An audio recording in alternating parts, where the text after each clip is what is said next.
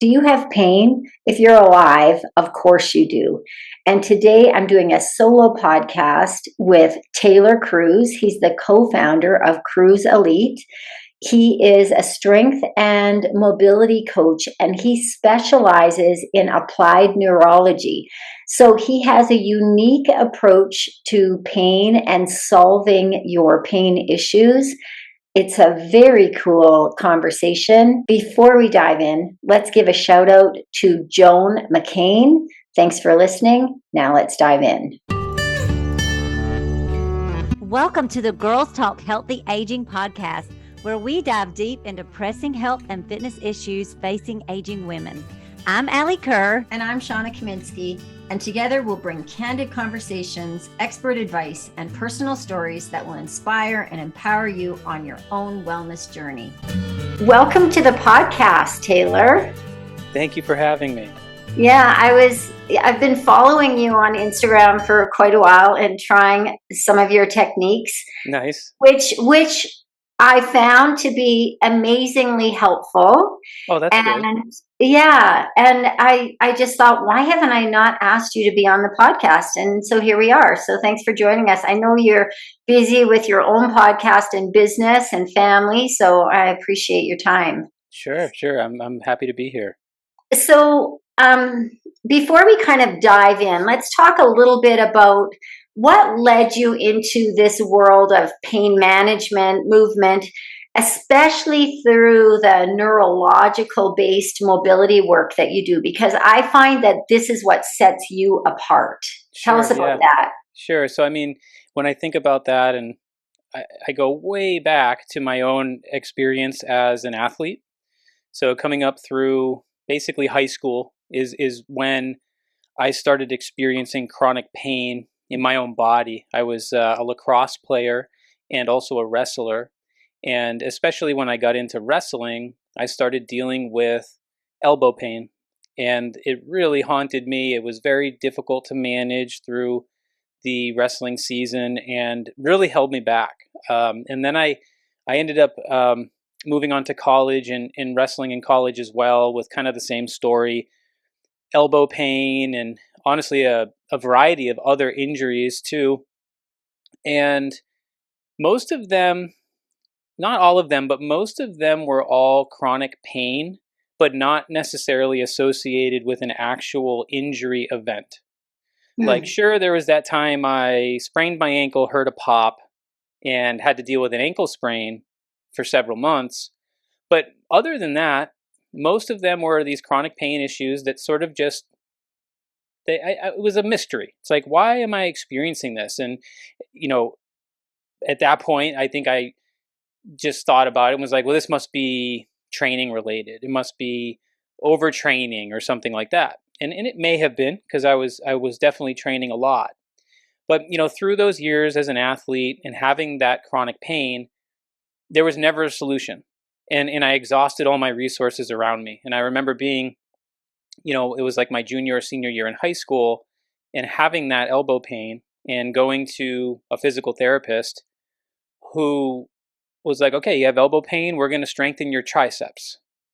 It's like, and I'm at that age, it's like, I don't know what I don't know, but I am experienced as far as training goes at that age. I think I got exposure to pretty good training early on. I was fortunate.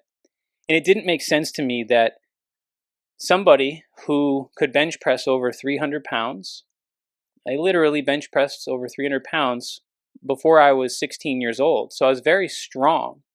Why was I doing tricep kickbacks with 3-pound weights when I went to physical therapy for elbow pain?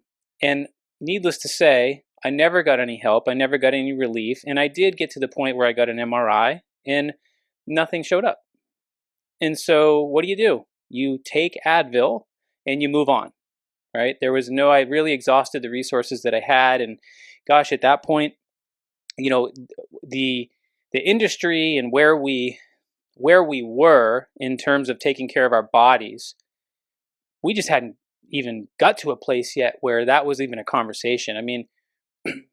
I I'm 43 right now, and back then we didn't even have a foam roller in the gym, right? So things have come really far in terms of people actually caring about how to take care of their body now and understanding recovery and all of that.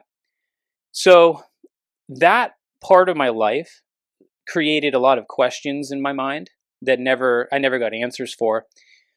Fast forward to kind of the later part of college, I was introduced to one of my mentors who did everything differently and had a lot of answers to the questions that I had, and taught me a system of training and rehabilitation called the Burdenko method, which is it's a Russian system that utilizes both land exercises, but the unique part is also water exercises. So literally exercising in a pool in a very specific way. And it was really neat. It was very different than anything I'd experienced. And I started learning this system from him and just noticed that my body felt better from it. I was able to recover faster. I was able to do more with my body, and I was learning unique qualities that I wasn't getting from my more traditional training. It was focused on balance and coordination and mobility, and it certainly involved things like speed and strength and endurance, but it was set up so that those foundational qualities were presented to you as the most important first: balance, coordination, mobility / flexibility. And that thinking for me made a lot of sense, whereas everything I had previously learned was all about strength. Just be stronger and you'll be a good athlete, and it doesn't really work like that. So that was a huge experience for me that sort of drove me then into a different way of thinking when I entered the real world, right, as a personal trainer coming out of college. And I got a unique opportunity to work with the innovator of that system, the Burdenko method, and I got to follow him around for a couple years and sort of be his right-hand man. And that was really unique because right out of college, I was working with Olympic medalists because I was following around Dr. Burdenko and got to help him with that. So it was really, it kind of catapulted me into the industry, and I was already thinking differently. And for whatever reason, people always approached me with their pain issues, even though I wasn't actually equipped to necessarily deal with them. I was very good at helping people work around their limitations, but still get a novel training experience that was helping them become a better mover. But I didn't necessarily have the tools to help them deal with their pain issues. And so as I went beyond that, I sort of think about my career in the last 20 or so years as kind of like first generation. I was thinking differently. I was doing the novel stuff, but I still didn't have the tools or the answers to my questions about why people were experiencing chronic pain. The second generation of my career that kind of started around probably the 2014 mark was when I was introduced into neuroscience. And neuroscience started answering my questions about like, what is pain? Where does it come from? What is happening with chronic pain? And I guess most importantly, how can we assess people to understand what tools we can use, but how do we do it in a very thoughtful and strategic way versus, hey, just exercise everything. And so neuroscience was really the paradigm shift for me, learning about the nervous system and how we can view movement and pain issues through this brain-based lens and understand how to help people better. Because the number one thing that I learned at that point that was very shocking and intriguing to me is that pain doesn't live in the body. It actually lives in the brain. It is a construct of brain function. And people always look at me like I'm crazy when I say that, but really what that means is that when I was experiencing elbow pain as an athlete, there was no pain living in my elbows, and that pain was not even necessarily associated with damage. Because remember, I got an MRI and I did all that, X-ray, MRI, everything was cool, everything was clear, and the problem was chalked up to, well, maybe you're just weak. But I wasn't weak, because I bench pressed over 300 pounds, I was a very strong athlete. So there was no pain in my elbows, but my brain was creating the pain experience. And so that to me was part of the paradigm shift that helped me think deeper and ask better questions.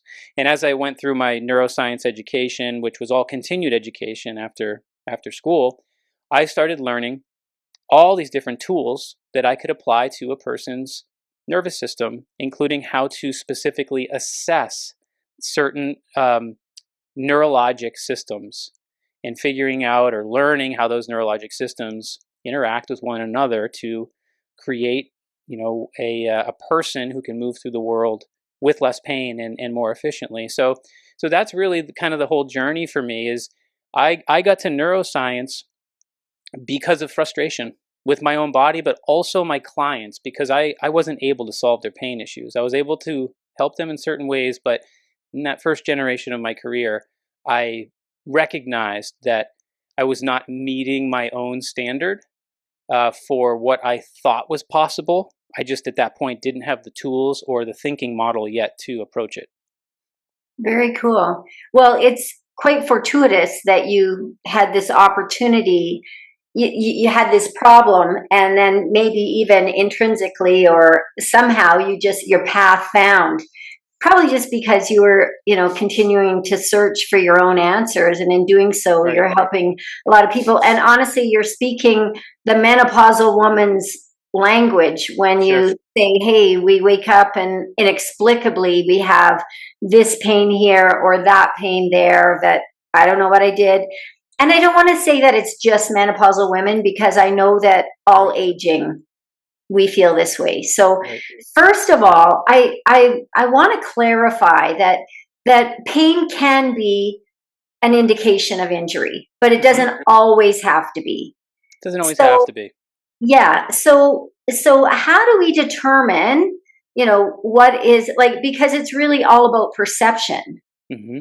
So how do we determine, hey, and yes, you're right. I mean, I agree that the pain is perceived in your brain, but if you've sprained your ankle, there is injury there. So how do I know that, hey, this is an injury that I need to go sit down or ice or, have some treatment for? And when can I move beyond that? Because I find that a lot of people they find it's like, this hurts, I'm just going to go sit down. And I'm Sure. not an advocate of that. I feel like, motion is lotion. We have to keep moving or finding ways to move. Yeah. Yeah, there's no easy answer to that. But I'll tell you this. Most of the injuries, or I should say pain, right? Most of the pain that people experience from day to day is non-injury event pain. Yeah. Right. So you wake up and it's like, what the heck? Why does my knee hurt? I haven't had this knee pain in 3 years. Yeah. And then you start tracing your steps and you're like, I must have done something to injure it. And you're thinking, and all you can come up with is, well, 5 days ago I went on a run. Geez, I must have done something weird. And those mysterious pains are the most common type of pain that the average person is dealing with. And sure, there is catastrophic injury, but most of the time that's not what we're dealing with. I mean, if you think about in your life all the times that you've actually been injured and had known tissue damage, like when I think about this myself and having used my body aggressively and hard as an athlete, I can think of maybe 5 times in my life where I probably had tissue damage to go with the pain that I was experiencing. And probably only 3 of those were getting, more towards serious. But again, not even catastrophic, right? And then of course, some people will, they've had fractures and more catastrophic injury. And so those things obviously are, you're going to have pain that is connected to, localized tissue damage. But most of the time, that's really not the case. And you can see this too if you search around, and there's some pretty easy to find famous research on looking at like the spine and all the different things, fancy medical terms, all the different things that you can have going on negatively with your spine in terms of degeneration. And they often find that people with significant degeneration of the spine of all ages are actually asymptomatic, right? And so that's an example of having known mechanical problems where they're not actually being perceived as threatening enough that the brain is constructing a pain experience, which is very interesting. So, back to your original question, how do you know, like, where do you draw the line? It's difficult sometimes to draw that line, especially for the average person. But I can say that in the work that I do, because we're pretty fanatically assessing and reassessing everything that we do to see how the nervous system is responding in the moment, typically what you see is that injury that is more threatening or more serious, or maybe associated with tissue damage, it's hard to get immediate improvements in that kind of pain. And that is a very useful finding, because pain is actually very easy to deal with in most cases, because it is an output. It's an output of the brain, and we can change output of the brain when we use the right inputs. So pain is not necessarily that difficult to work with, but if you do encounter pain that is stubborn, will not change, or changes for a very short amount of time, meaning gets better, but then you feel worse again, usually that's your body telling you there's more threat associated with this, and perhaps at that point, you then have to go get it professionally looked at to cover your bases and make sure that you don't need to be treating any actual tissue damage. So it's not a perfect answer, and it's different for each individual, right? But it's something. It's an important question. Yeah, and you always hear that some people have a higher pain tolerance than That's right. others. Yeah. And so tell us a little bit about what that means, because that would probably be the person that has a higher pain tolerance, is like their pain perception Mhm. is different. And my guess would be that, somebody that experiences pain on the regular, like a high functioning athlete, that's a big part of their journey. Yeah. You're just in pain a lot, Yeah. and assessing this is good pain and this is not good pain. Mhm. Can you share a little bit about how the brain perceives pain and people's different experience with it, depending on Yeah. their life experiences? Yes. So there's a lot of factors that go into the pain experience. It's not just mechanical. Mm-hmm. So it's based on a lot of different kind of areas of perception, even things like past experiences or upbringing. There's cultural factors, there's social factors. If somebody tells you something is going to hurt, Mm-hmm. it's likely that if you hear that enough, you're going to believe that that something is going to hurt. If somebody tells you that thing should not hurt, or you should be tough enough to handle that thing, and you get practice handling that thing, guess what's going to happen? You're Mm-hmm. going to build a greater tolerance for dealing with that hardship or pain or discomfort that comes with something Yeah. that you're doing, right? So there's a lot of factors that go into it beyond just kind of the local ones, the neurological ones, the mechanical ones. So pain perception is complicated, and it's a complicated brain thing, right? It's interesting to look at an athletic population, because most athletes have gone through a conditioning practice over time to build a greater pain tolerance, and they can handle higher levels of discomfort versus someone who is not. This is Yeah. actually a skill, and it's a good skill. Sometimes people say to me, well, is it bad to do neurologic work like you're doing and cause inhibition of pain? Is that tricking your brain, and then does that become dangerous? And the answer is no. You can't trick your brain to feel less pain when that pain is serious, right? But if it truly is output driven and based on lousy input or processing issues, you can use the right training directed at the right areas to change how you are perceiving things. So it's interesting to know this about pain because it becomes very empowering. Like when I experience pain, it's different now than it was when I was a young athlete. When I was a young athlete back in high school, I was positive there was damage in my elbows. Mm-hmm. Positive. And most people, because they don't know what pain is or where it comes from, when they feel pain in their body, they're positive it's damage.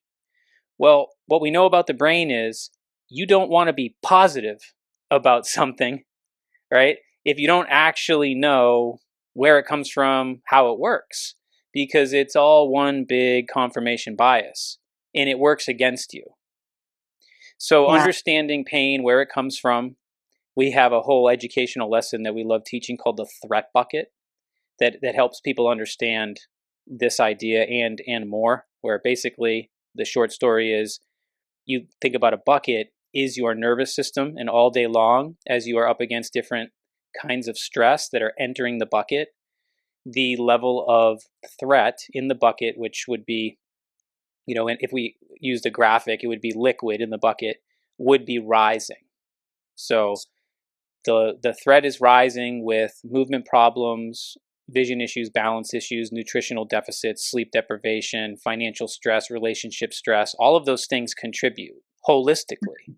Mm-hmm. And eventually, if you don't have strategies or the tolerance to dismantle the stress or the threat, as we say, in the bucket spills. And that spill is called an output. So the stress is the input. Basically, the output is the negative things that happen as a result of a full threat bucket. And the most common ones that we talk about are an increase in pain.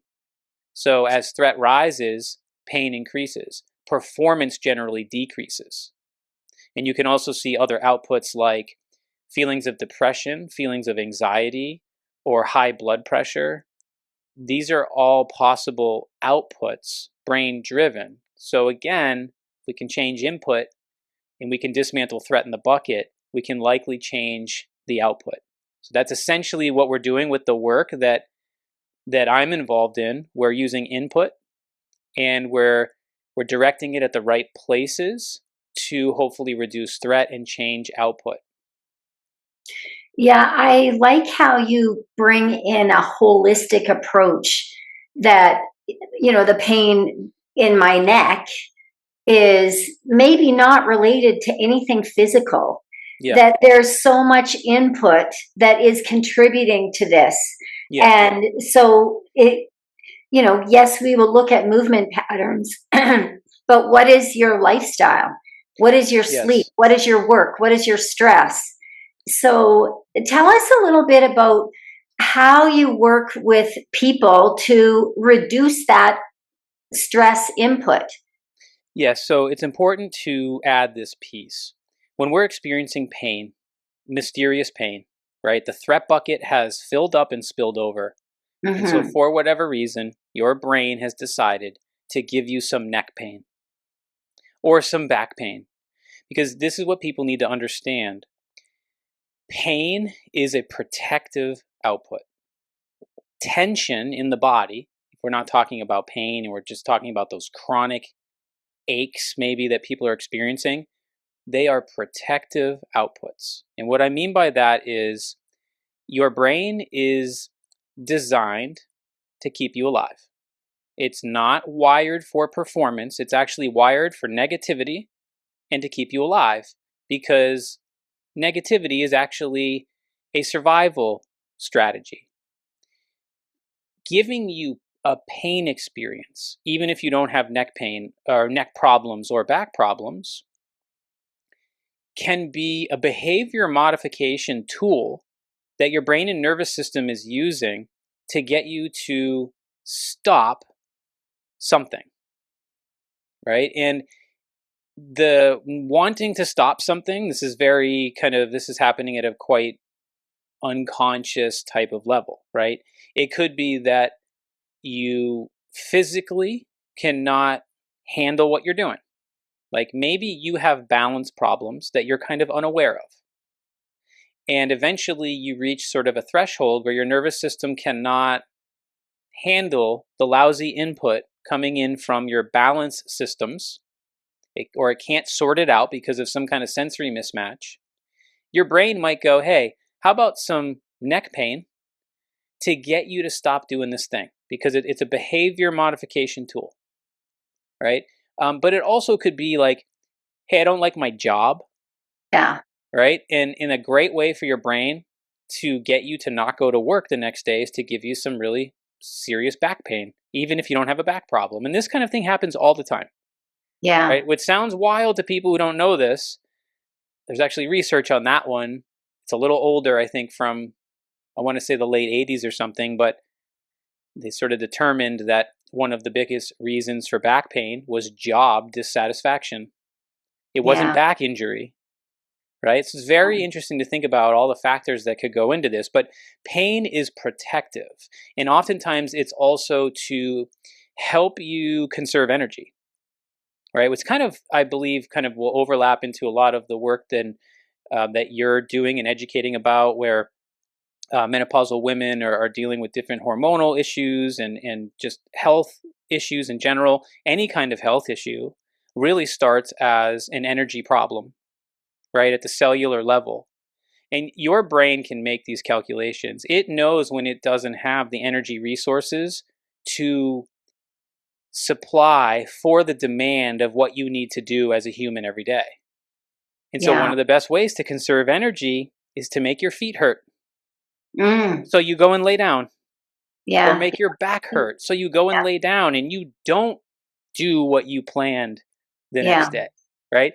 So you can get trapped by your own brain if you don't know this, right? And going back to what you said, motion is lotion, that's important, right? That's important because I've always been a believer that, if we're talking about these common types of aches and pains, we should continue to move, right? We have to do it in a thoughtful way, and there's guidelines to that, right? And not doing things that don't make sense or causing us more pain, but there's we should continue to move. There's no question. Yeah. Well, I want to bring up two things. First of all, from a personal level, I have a client and I'm curious as to how you would solve this problem, because when I, became familiar with your work, I'm like, this is going to help this client. And she's hypermobile. So she has hypermobile joints, but she's very tight and experiences so much pain. And my thought is that her brain is, and I could be wrong, but that her brain is just creating like sore, stiff pain because it's just so sensitive to just be like, let me hold these joints together. So she's getting a message that am I on the right track here? And you're on the right track. If we're talking about her body and the symptoms that she's getting, obviously there's going to be metabolic components to this, especially with hypermobility. Yeah. Right. So, but putting that aside, because there's going to be nutrition stuff, there's going to be metabolism issues. Generally, people who are hypermobile to that degree are unaware of what they need to do nutritionally. It's very, very important. But putting that aside and just thinking about like the physical part of this, and yes, you're on the right track, because someone who's hypermobile essentially has what we would call blurry proprioceptive maps. So if your brain has a GPS map of your body, which we think about it as it does, right? And we want the map to be clear, right? So that your brain can interpret all the signals very clearly coming in from the proprioceptive system. We talk about the visual system and the vestibular system too, but to keep it simple, proprioception. If I could just say, proprioception is understanding what your body's doing in space. Some people may not understand what you mean by that term. Okay, continue. Yes, and the signals that come from the nerve receptors that live at the skin, muscle, tendon, ligament, joint level are going to send or transmit information back to the spinal cord and brain that helps the brain understand what's going on, but also predict what's going to happen next. Because your brain is very much a predictive based organ. It's using sensory input and collecting it to try to figure out what's coming next. Yeah. So with someone who's hypermobile, often what you see, similar to what you are sort of beginning to say, is the first part of this, where the feeling of stiffness is actually functional for those people, right? Because if you're hypermobile and you have blurry proprioceptive maps, okay, there's two things happening here. Sometimes hypermobile individuals feel stiffness and pain with movement, and they use it to actually fill in the gaps on that blurry map. Okay. Because their proprioception is not really working appropriately. They're not getting the correct signaling. So the pain experience actually starts working as proprioception. And we see this all the time with hypermobile people. They try to learn a movement. They feel awkward learning it. They're not sure if they're doing it right. They continue to do it and do it and do it and do it until they go, ow. But the reason they're doing that behavior is because the pain eventually is helping them fill in the map they don't have. Now, it's not a good solution. It's a survival-based one that can have consequences, right? But tension in the body, like the tension they often complain about, can be functional in nature, where your brain is actually creating functional stiffness to help stabilize your joints, so that you can move with a more safely. Yeah. And so that's an important idea. And again, it's a protective output. Yeah. Right? It's a protective output. So I'm so proud of this client, because she's come to a point that whether I move or whether I don't move, I'm sore. So I'm going to move because I know that logically this is right for me. Yeah. So the way I'm working with her is just like pushing the envelope a little bit. Let's just move a little bit more. Is there any other strategy? Because I really feel that maybe tapping into the vestibular system, or I know you're going to have some strategies to. So the first strategy is filling in the blurry proprioceptive maps. And we need to do that with the right kind of movement, but also using feedback tools, because hypermobile individuals need as much feedback as possible when they're moving. And there's lots of different ways we can do that. In the work that I do, I really like what we basically call joint mobility, which honestly is not really, it's hard to even think about it as mobility anymore. It's more motor control. So like if people go on my Instagram or YouTube, you'll see that I'm teaching a lot of joint motor control drills that require you to move in very complex ways, like creating circles and figure eights.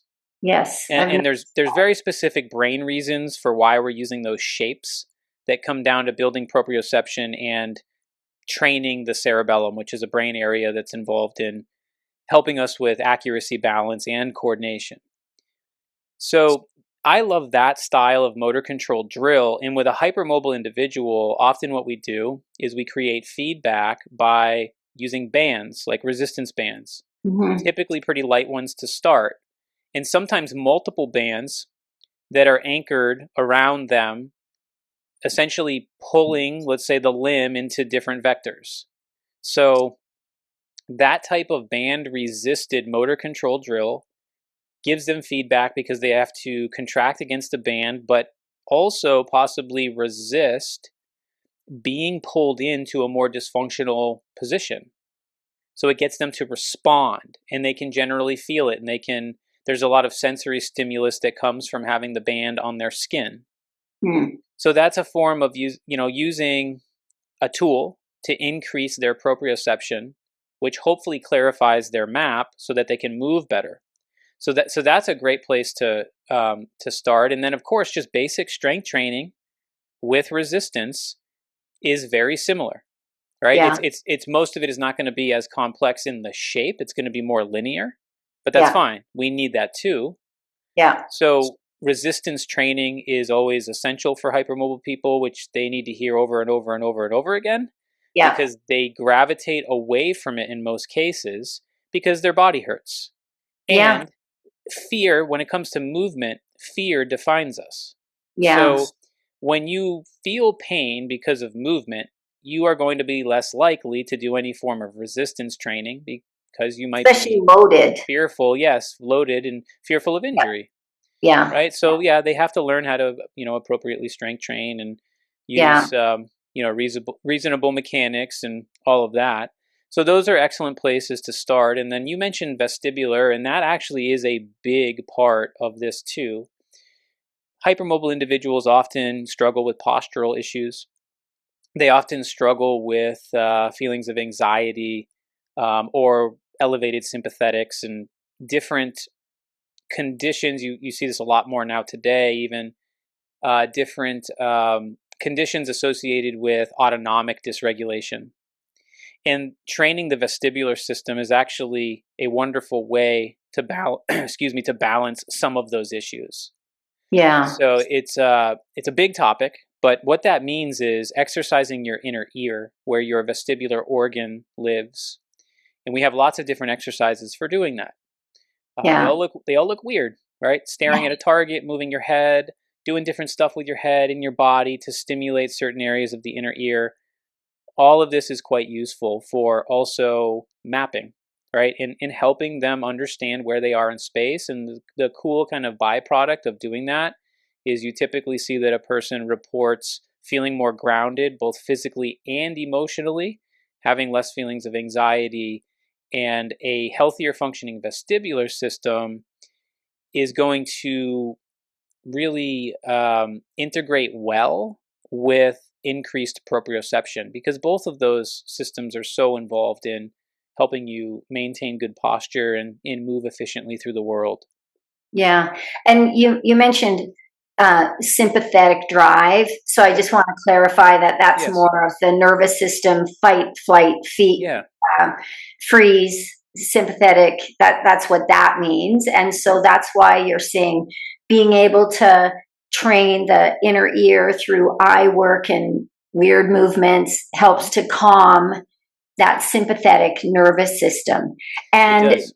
this was the seller for me when I'm like, oh, I just have to have him on the podcast, was the increasing squat mobility by tipping the head, Right. opening Right. the eyes, doing the bouncing. Mm-hmm. And so then that leads to my second question of, I'm in my 60s. I do Olympic weightlifting. Mm-hmm. I've had double hip replacement. My hips, I have no pain.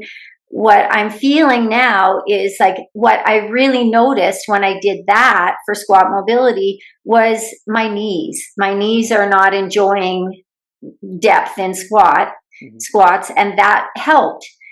But at what point, like I'm trying to manage have realistic expectations as I age, because I might be having some osteoarthritis in my knees, but like, can I use your techniques to, I mean, that one in particular did help, but how do I manage expectations and our listeners manage expectations with aging and aging joints and mobility? Like, at some point we're going to lose some flexibility, mobility.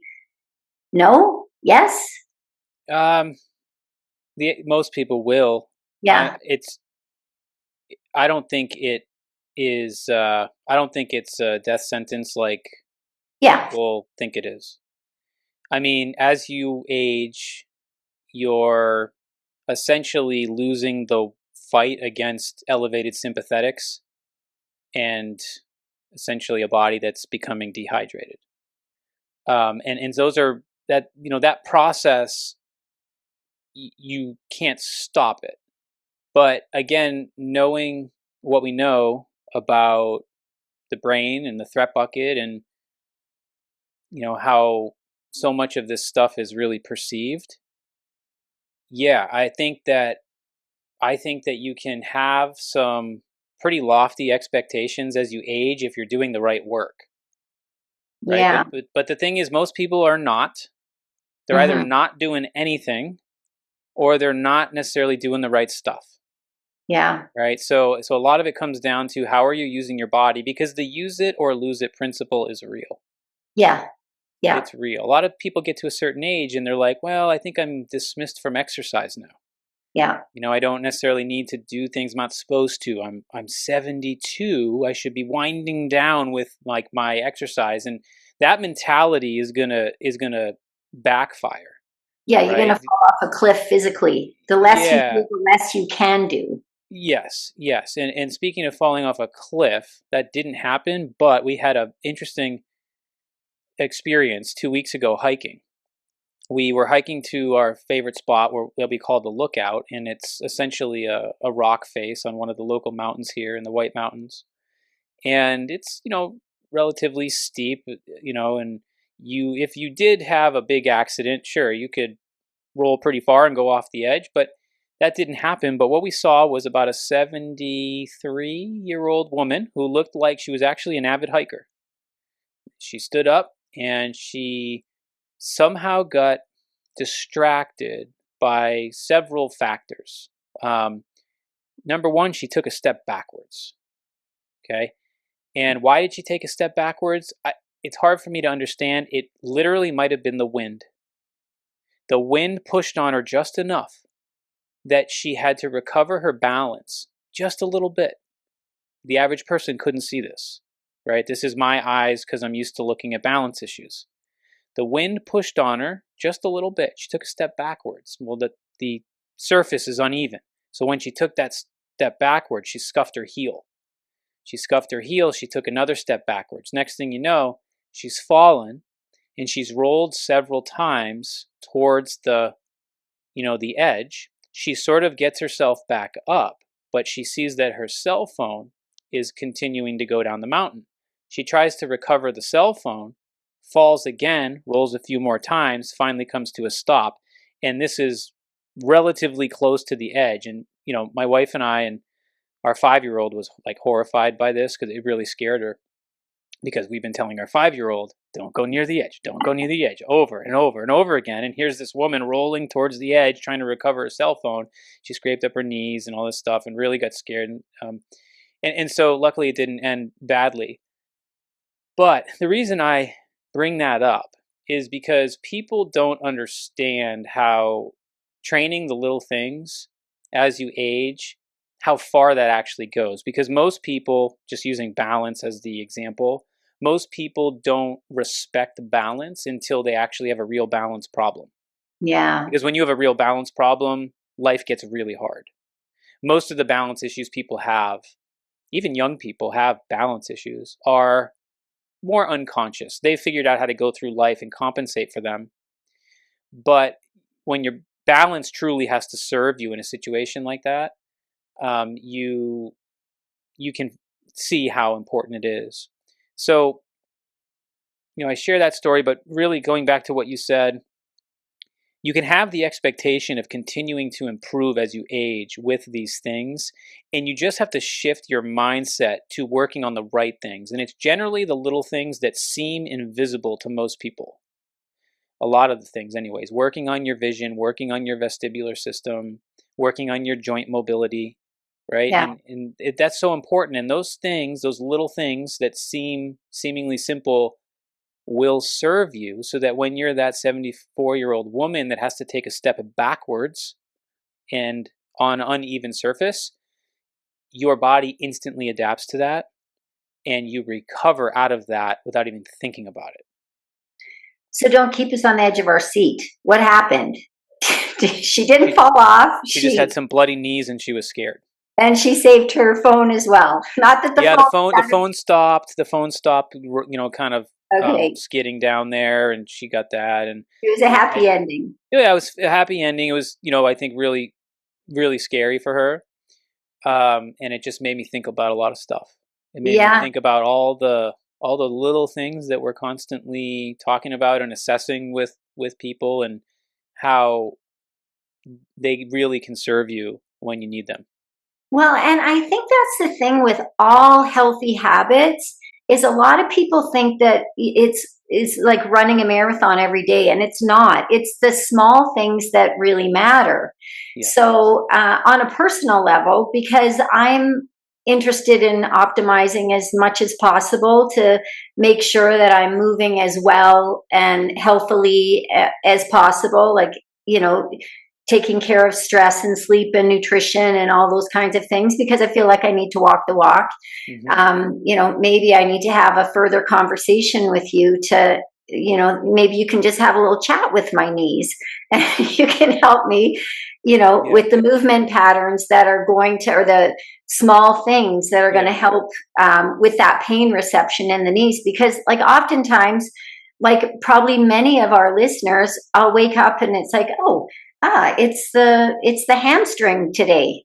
Oh, it's the right hip. For me, it's not the hip, but it's the left shoulder. Sure.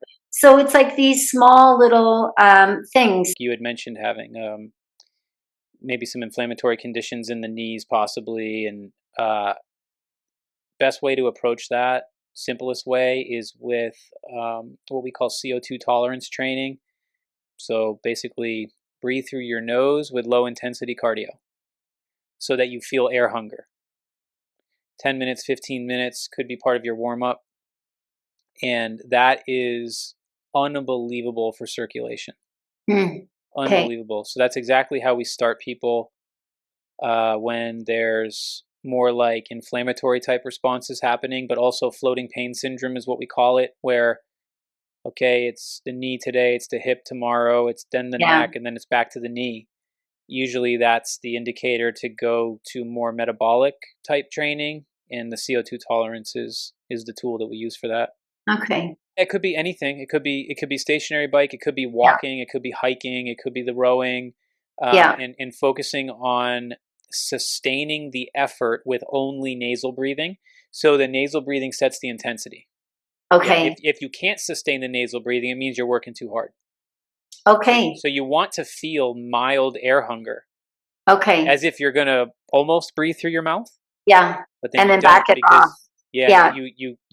you basically find the balance, and it can be as little as 10 minutes at a time. Okay. And this, idea is excellent for driving circulation in the moment too. You'll see improvements in your training and your mobility, most likely, but long term too, 3 months, 4 months, 6 months, big changes in circulation, metabolism, body temperature. It's quite useful. So how would I'm sure you work with people in person, online. Like, tell us a little bit about how someone would work with Kruse Elite, whether they're local or remote, to help themselves. So so everything I'm doing now is pretty much online. I occasionally work with somebody one-on-one, but at this point, I'm not like taking private clients, and all of my attention and focus goes into our courses, but also the content that I'm creating, online, and much of that content is free. So there's several ways people can get involved. For the general population, the best opportunity for them really is my free content. And I've got several, things people can investigate and check out. If you want to learn more like about the nervous system, I have what we call a free masterclass that people can find on our website or our Instagram page. And that's a great way to go a little deeper into some of these fundamental concepts, but then also learn some actual drills that you can try and assess them, because I teach the assessment process in the free masterclass. And once you understand the basic assessment process that we learn, it opens up all the free content to you. See, someone who doesn't know what we're actually doing will try exercises but not understand if they're actually helping them. Yeah. Once you go through the masterclass and you learn the assessment process, it's very empowering, and you start to get it, right?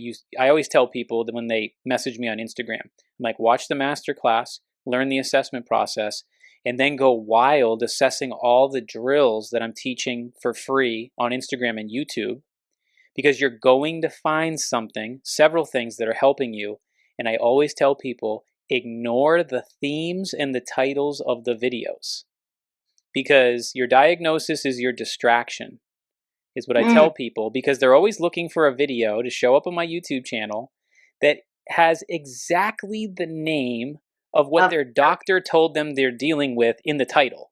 And that's never going to happen for multiple reasons. One, I'm not a medical professional. And two, I'm not going to distract people with that, because this is all about holistically working with the brain and the body. Ignore the themes. Don't ignore the assessment process, and just start testing the drills. And you're going to find stuff that's helping you. And I have people messaging me from all over the world constantly saying, I did that, and all these issues I've been dealing with for however many years are resolving or much improved, and this is more help than I've ever got from any physiotherapy PT that I've done. And all it is that I finally empowered them with the pain education, the threat bucket, the assess, reassess, and then gave them permission to test anything to see how it was immediately affecting their brain and nervous system. And then it's the same strategy. You identify those drills that are helping you, and you go full steam ahead with practicing those drills. It's not a one and done, right? Although it's fun when that happens, because it happens a fair amount in this kind of work. You can do a single drill, a pain complaint goes away, and you don't know how or why, and it's exciting. Most of the time, realistically, we have to train it. Right? The same way we would train anything. So for the general population, that's the best way to approach the content that I'm constantly putting out on our Instagram feed and also on YouTube. For movement professionals, I teach any health and movement professional. I teach online courses. So we have a foundations neuro course that introduces people to all the basic stuff that we feel is absolutely critical to know. And then we have an advanced course called the Neuro Dojo that goes extremely deep into neurology. In both courses, you learn how to assess the nervous system. It's no longer at the level of Instagram, right? Instagram neurology that I'm doing is, hey, try this, see if it works. It's kind of, it's not going to hurt anyone. If someone turns their head and bounces, it's like nobody's injured. And we don't know where's the underperforming system and what's wrong. Right? It's more like you're testing out a drill to see how it affects you, and that's fine. In our courses, we go much deeper, and we teach people how to test the systems. So you test the systems, you gather evidence of what might be underperforming or overperforming, and then you learn how to apply our tool set to those brain areas for very specific reasons, and then of course reassess to see if it's doing what you hope it's doing. So it's much more technical, and it goes much more in depth in terms of the actual applied neuroscience. So we'll make sure to have links to your website in the show notes. Thank you. I'm not sure if you have sent that to me, so we'll make sure we have that so that our listeners can check that out and do a self-assessment. So thank you for that. If you had a wish for our listeners today, what would it be? I think it comes back to the discussion on the threat bucket and threat. Over the years, this has been the single thing that has made the biggest difference for people of all ages to understand. And that's how it's a simple way to understand the holistic nature of how our body is responding to different stress in our life, tied into pain coming from the brain, pain being an output, right? And how do I manage my threat bucket on a daily basis? This is the language we speak with our students, right? It's like, hey, my back's tight today. Well, why? Why is my back tight? Why am I experiencing this protective output? And what can I do? What tools can I use to decrease the threat in the bucket, which will then help reduce the pain experience and improve my performance? This is the most important thing that I feel I've ever taught people, because just the pain education part of the discussion will help people experience less pain. And I see that all the time because of how empowering it is, and it interferes with people's previous beliefs, because everybody thinks that they're damaged because of pain. And pain doesn't always equal injury. Injury doesn't always equal pain. And when you go to the doctor and you have a complaint, nobody educates you on what pain is or where it comes from. If you complain enough, you get an image. If you get an image, you almost have to hope that in there's some something scenarios wrong. that there's nothing wrong. Because if you have something obvious on the image, you're going down the rabbit hole. Now, sometimes that obvious thing is life-saving, right? But again, we're talking general. Most people get an MRI of an issue, and it's like, well, it might suggest this or that.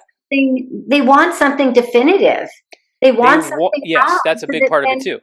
Yeah, so that they can find an answer. So yes. Exactly. They want something. And I tell people a lot when they ask me about this, I'm like, it's not bad news that they didn't see anything. Sometimes people take it as bad news, like, oh shoot, now I'm still on the journey to discovering what's wrong. Yeah. Well, guess what? That's good news, because in our medical system, when they find something wrong, it's generally very, very, very bad news. Wrong. Okay, so the system, it's a system problem. There's a gap, right? Yeah. And the folks that we primarily work with are too healthy to get help from medical care. Which is good. That's the space that you and I are working in. Yeah. And so it's important for people to know that and to understand this threat bucket language, because it's empowering. And knowing how pain works, where it comes from, can actually help you experience less pain. And understanding that the healthy decisions that you make within your lifestyle cumulatively are all going to have an impact on reducing the threat in the bucket. Yeah. And that can have a holistic impact on all those different outputs. Yeah. Right. So for me, that's like always my wish, is that people understand the threat bucket lesson, they connect it to the pain education piece, and then going a little further, they connect it to the assess, reassess. Yeah. Because if you become aware that you can assess and reassess how your nervous system is responding to any input that you provide your brain, input meaning exercise, you can get a very accurate read on what are the healthy things that I actually should be doing continuously that are going to move the needle in the right direction for me. And you don't have to be confused anymore, right? Yeah. You don't have to be like, oh, do I have to do these exercises for 16 weeks and then hopefully my PT is going to see a change? No, you should be able to see the change in 30 seconds and then use that evidence to pursue the right thing. And that's why that assess, reassess is so important. I really like the visual of the pain bucket. I think that's really helpful. And my wish for our listeners today is to keep moving even throughout pain, and find ways to move. Sure. Just don't let pain stop you. Find ways to move, because motion is lotion. The less we move, the less we can do. We just have to find ways. And I hope that people seek out your tool to learn more. So thanks for joining us today. Thank you so much for having me. Thanks for listening. You'll find me, Allie, on Instagram at Allie Kerr Fitness. And you'll find me, Shawna, on Instagram at Shawna Kaminski. Feel free to pop us a DM with questions and or feedback. If you're enjoying the Girls Talk Healthy Aging podcast, please subscribe and share it with other health-minded women. Ratings and reviews are also much appreciated and help us get our message out to a larger audience. Until next time, be healthy and be happy.